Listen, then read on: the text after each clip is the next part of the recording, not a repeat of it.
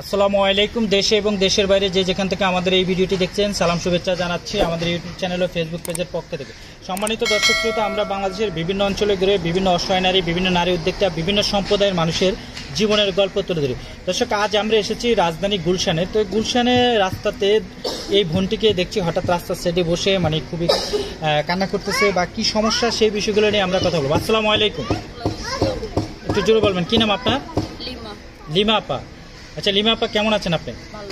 আচ্ছা, আপনার ছোটবেলা থেকে আপনার গল্পটা শুনতে চাচ্ছি। আচ্ছা, কি হয়েছে বলেন তো, আপনি একটু ক্যামেরার দিকে তাকিয়ে কথা বলুন। ছোট থেকে মনে করেন সংসারের অভাব ছিল, ছোট ভাই বোন 5 জন, বড় বোনের পরে আমি, তারপরে মনে করেন 2টা ভাই বোন হয়েছে, তারপরে মনে করেন আরো চাপ হয়ে গেছে সংসারের ভিতরে। 12 বছরের আগে মনে করেন লাইট ফ্যাক্টরিতে কাজ করছি ছোট থেকে। এই জায়গায় মনে করেন সকাল 8টার দিকে যাতাম, রাতের 8টায় একদম 2000 টাকা বেতন দিত।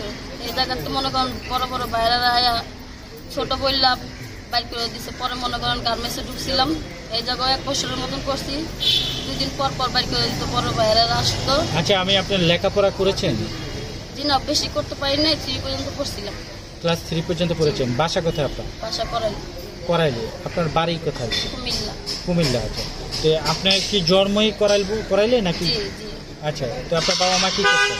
আমার বাবা ব্যান গিয়েছিল, তো মায়ের বাসায় থাকতো। মার একটা কিডনি নষ্ট হয়ে গেছে, আর একটা কিডনিতে সমস্যা দেওয়া হয়েছে, জন্য মায়ের কাজ কাম করতে পারতাম না। মা কাজ করতে পারতেন না, তাহলে তখন আপনাদের সংসার চালাইতে কে? চালাইতাম মনে করেন আমরা যে ছোট থাকতে যখন কাজে না নিত, তাহলে মনে করেন গুলশান আইসা ফুল বিক্রি করতাম বা চকলেট বিক্রি করতাম, তৈলা বিক্রি করতাম, এগুলো কইরা সংসার চালাইতাম। ফুল বিক্রি করতে জি, কোনো মতে আর কি সংসার চলে যাইতাম। আর মনে করেন আমাদের বিয়া শাদী হয়ে গেছে। আচ্ছা, আমি সেটা শুনবো। আচ্ছা, যখন ফুল বিক্রি করতেন, তোয়াল্লা বিক্রি করতেন, তখন কয় টাকা করে দৈনিক রোজগার হতো? মনে করেন 100, 200, 300 এরকম নিয়ে যাইতাম, মার হাতে তুলে দিতাম। বাবা একটু অসুস্থ ছিল, ব্যান গেলে এরকম চালাইতে পারতো না, পুরো সংসার চালাইতে পারতো না। তো মনে করেন 200-300 টাকা করে নিতাম মারে, মায়ে 200 টাকা ভাঙতো সংসারে, 100 টাকা জমায় ঘর ভাড়া দিত, বা অনেক সময় ঘর ভাড়া বাইজেও যাইতো। তো বাড়িওয়ালা মনে করেন অনেক গালাগালি করতো, তার কষ্টে মনে করেন গার্মেন্টসে ঢুকছিলাম। না, এরপরে কি গার্মেন্টসে ঢুকছিলেন না সুপার কিসে যেন একটা চাকরি? প্রথম ফার্স্ট লাইট ফ্যাক্টরিতে কাজ করছি। আচ্ছা বলেন, সেখানে আপনাকে কে নিয়ে গেছে? নিয়ে গেছিল আমাদের পাশের এক আপুই নিয়ে গেছিল। আচ্ছা, তারপরে বাসায় থাকতো, টাকা পয়সা নাই, আমি তোর একটা চাকরি দিই। পরে গেছিলাম 1 বছরের মতন ওই জায়গায় করছি কাজ। তারপরে মনে করেন ছোট বইলা বাইর করে দিছে। কয় টাকা পেতেন? পাইতাম 2000 টাকা। সকাল 8টায় যাইতাম, রাতে 8টায় আসতাম। মানে সকাল 8টায় গিয়ে রাত্রে 8টায় আসতেন, মানে 2000 টাকা বেতন দিত। 2000 টাকা জি, বেতন দিত আপনাকে। আচ্ছা, তখন আপনার বয়স ছিল কত? তখন 11 বছর বয়স ছিল। আচ্ছা, তারপরে মনে করেন 11 বছর বয়স যখন, তখন একদিন গুলশান আইতে ধরছিলাম, বৃষ্টির দিন।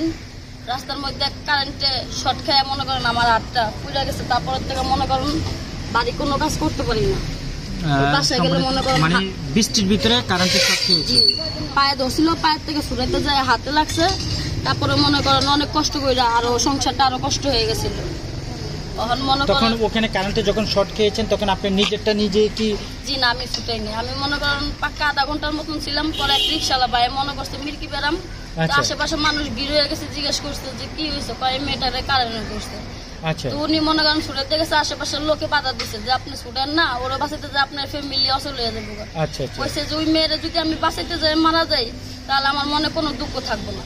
উনি শুধু আমার বলছে যে তোমার বাসা কই। আমি বলছি যে করাইল বস্তি কইছি। আর উনি আমার রিক্সায় উঠেছে, এক হাত দিয়ে রিক্সার হ্যান্ডেল ধরছে, আর এক হাত মনে করেন পুরো শরীরে টিপছে। আচ্ছা, সম্মানিত দর্শক শ্রোতা, আপনারা বুঝলেন, মানে একজন বোন যখন কারেন্টের শর্টকে পড়ে আছেন, বা অনেক মানুষে এসে দেখছেন, কিন্তু একজন রিক্সাওয়ালাই এগিয়ে এসেছেন, এসে তাকে সেখান থেকে উদ্ধার করেছেন, যে কোনোভাবে উদ্ধার করেছেন, করে তারপরে আপনাকে রিক্সায় উঠায় আপনার বাসার দিকে নিয়ে যাচ্ছেন। এক হাতে হ্যান্ডেল তো, এক হাতে পুরো শরীর টিপছে। আমার শরীরে একটু রক্ত ছিল না, কেউ বলছে না যে আমি বাঁচবো। আচ্ছা আচ্ছা। পরে মনে করেন যে গুলশান আইতাম, এক সাহায্য এক ফরেনের আমার চিনে, তো উনি মনে করেন চিকিৎসা সব করছে।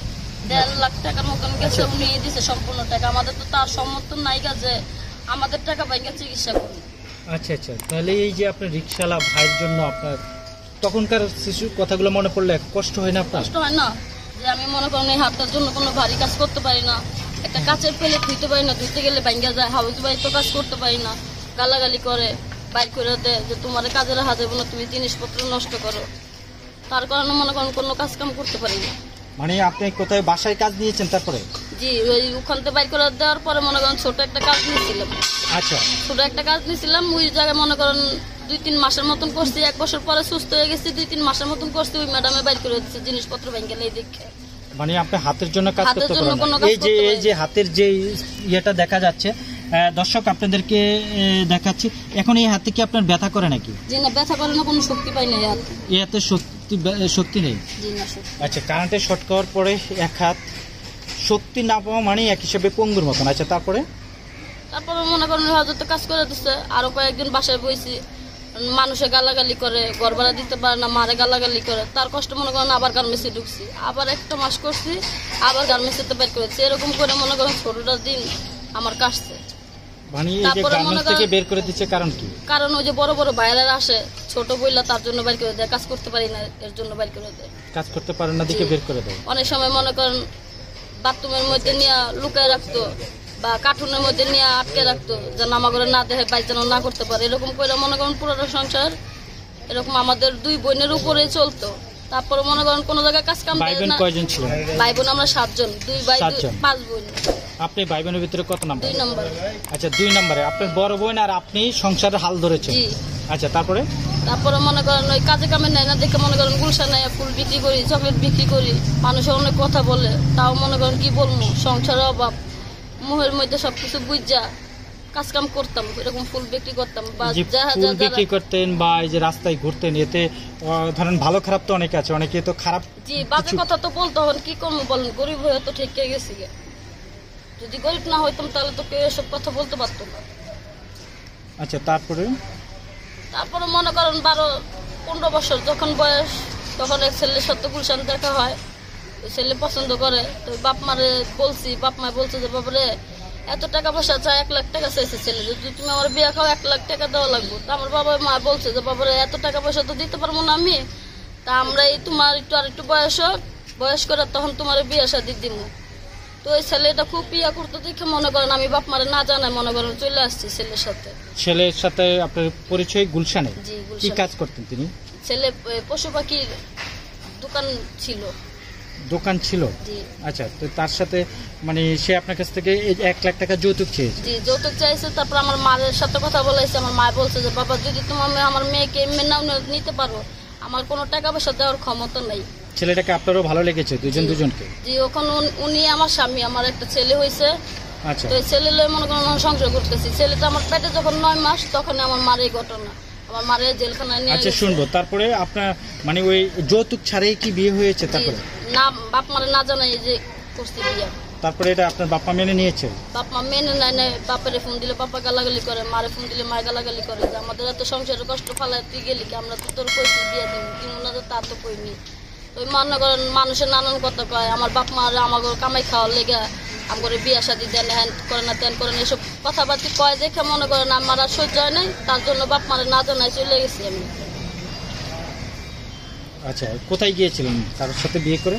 তারপরে মনে করেন তার সাথে চলে গেছি। যখন যেদিন চলে গেছি এদিনকে খালার বাসায় নিয়েছে। আর কিরকম খালার লাগে তার বাসায় গেছি, যা সারাদিন ছিলাম। রাত্রের বেলা উনি অফিসতে আসার পরে কিছু কসমেটিক কিনা দিয়া পরে মনে করেন পুরান কাপড় চোপড় নিয়ে তারপরে বিয়ে শাদী হয়েছে।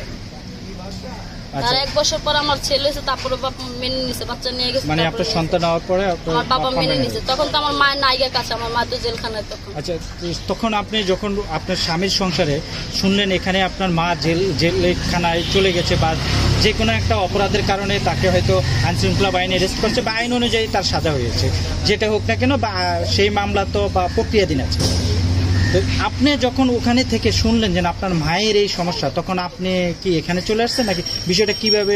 না, তখন তো আমি গর্ভবতী, তখন আসতে পারি না। মনে করেন রাত্রে আসছি, শূন্য আসছি। রাত্রে ছোট বোন ফোন দিয়ে বলছে যে এরকম সাদ্দাম ভাই আর নাই। রাত্রে বললাম আমি আসছি, আর আগে ফোন দিয়ে গেছি এরকম আমি আমার বাসায় যাবো। তা তোমার যাওয়া লাগবো না এই অবস্থায়? আমি যে দেখি যে কি আসে বিষয় হয়েছে। তা হ্যাঁ রাতে কাজ ছিল দেখে মনে করেন হ্যাঁ যাইতে পারে না। হ্যাঁ আগে আমি পৌঁছে গেছি, যাই ওই মারে আর বোনেরা পাইনি। আমি বাসায় বসছি, তারপরে শুনছি যে আমার মা বোন সবারে নিয়ে গেছে। তো ওই রাত্রে তো মনে করেন আমি আর আসতে পারি না, 12টা বাজে তখন। আচ্ছা, সম্মানিত দর্শক শ্রোতা, আমরা এই বোনের পরের পর্বতে শুনবো আসলে তাদের স্টোরিগুলো এতটা জটিল বা ছোটবেলা থেকে মানুষের বাসায় কাজ, ফুল বিক্রি করা, গুলশানে বিভিন্ন জায়গায় ঘুরে কিন্তু অভাবের সংসার, তারপরে আবার এই দুর্ঘটনা। এরপরে কি ঘটেছিল এই বোনটির জীবনে আমরা শুনবো। দর্শক ভালো থাকুন, সুস্থ থাকুন এবং পরের পর্ব দেখার জন্য আমাদের সাথেই থাকুন।